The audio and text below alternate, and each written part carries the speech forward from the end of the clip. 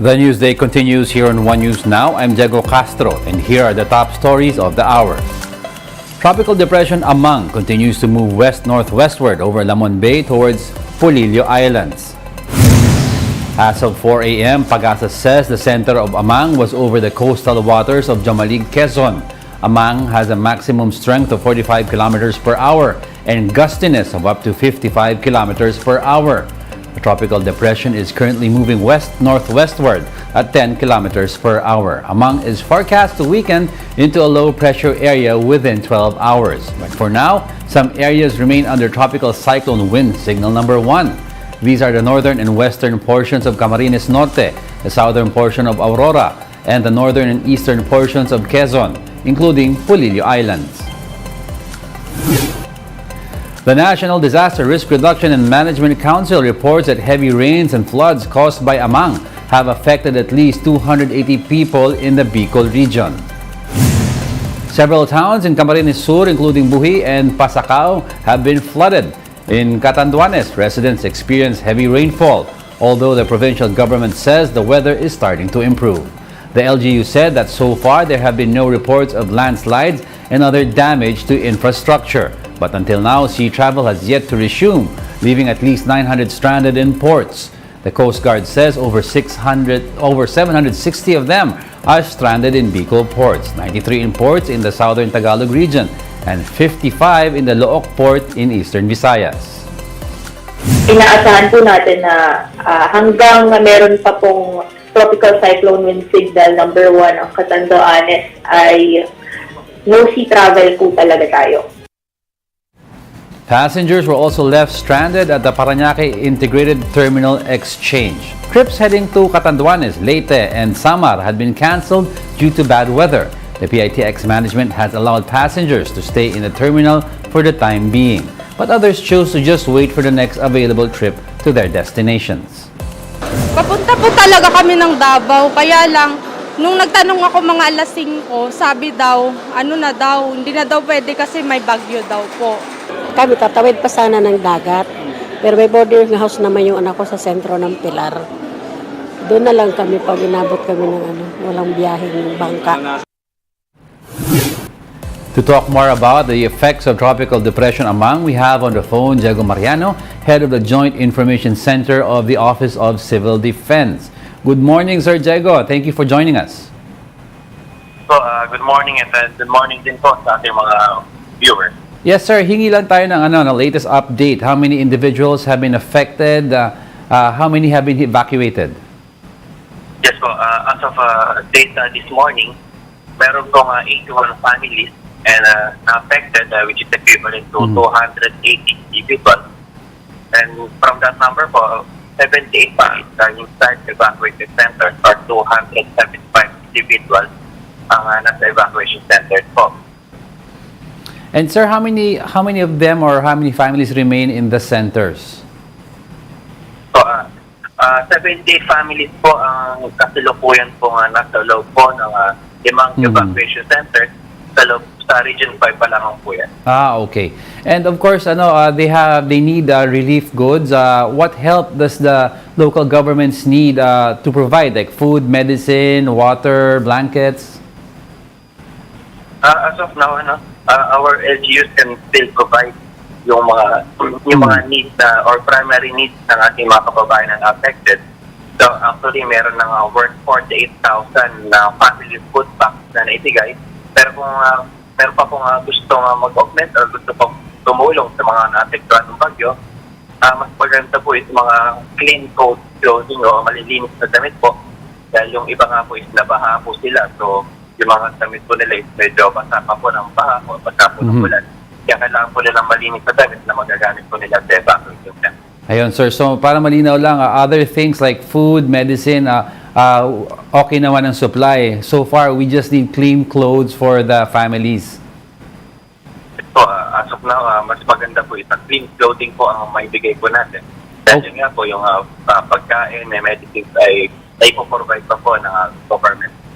Okay, are there still stranded passengers, sir, at the ports? As of now, meron po reported na stranded passengers sa mga ports po natin. around 3,900 plus pa po. At yan po dahil po meron pa pong mga nakataas na gale warning, kaya hindi pa po sila pinahintulutan ng Philippine Coast Guard na pumalaot po. And Sir Diego, based on your initial assessment, what are the most affected areas? Ang ating most affected area as of now is ang Region 5. Dahil una-una dito pumasok o una naglandfall yung bagyo, then tinahak niya ito hanggang bago makarating ng Calabarzon. So medyo nagtagal itong bagyo as a tropical depression sa Bicol area. Pero as of now, dahil nga pababa na yung category ng bagyo to low pressure area, so nakikita natin na meron pang maapektuhan, pero yun nga, most affected itong Bicol region. And are there already reports of damaged infrastructure? If yes, sir, what are these infrastructure? May estimate na po tayo? As of now, no, for assessment pa po yung kung meron pa pong damages or kung meron pong damages, ano po yung work nila. No? So, magkakaroon pa po ng rapid damage assessment sa ating mga affected areas. Pero as of now, hintay pa po natin yung report about po sa mga damages. Sir Diego, how about casualties, injured or missing persons? Ito po yung good news po natin dahil as of now, wala po tayong reported na casualties, especially on report on death or missing. No? Pero yun nga, dahil nandito pa po yung bagyo, report is still coming, pero sana yun nga, na hindi na magkakaroon ng report on casualties. Yeah, that's good to hear, sir. And thank you very much for joining us this morning. Thank you, Sir Diego Mariano, Head of the Joint Information Center of the Office of Civil Defense. Okay. We'll be back with more stories after the break. Keep it here on One News.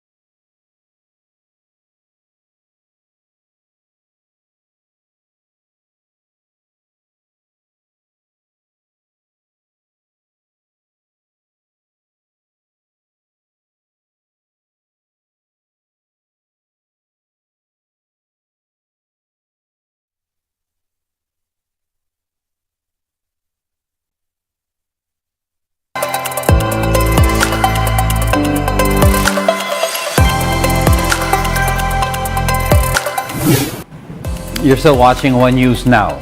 I'm Diego Castro. Police Brigadier General Narciso Domingo was relieved enforcement group.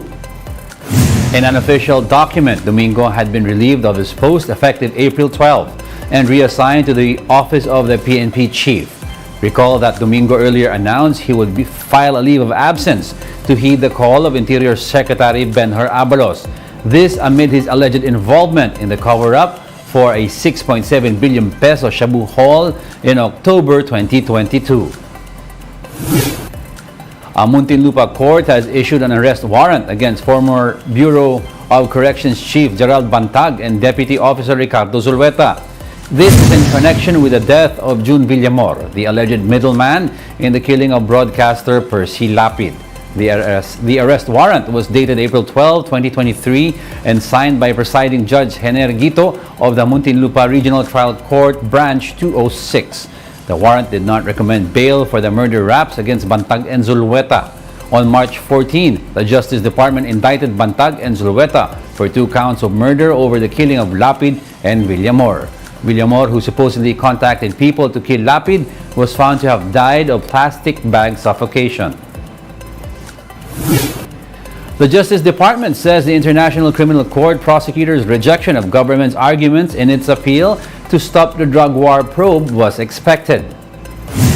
DOJ Secretary Boying Remulla said the Philippine government will no longer engage in any inquiry or trial involving the ICC.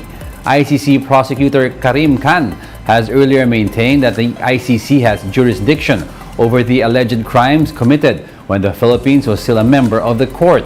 He also noted that the state cooperation is not required for the ICC investigation and that this has not been uncommon for other states. Wala na. I think the President has said it. We will not engage with the ICC anymore. And we will not honor any inquiry or any trials that they want to conduct in Philippine territory or involving the country. We will not allow our justice system to be used by them. The Health Department says that the second dose of booster shots against COVID-19 will be made available to the general population soon.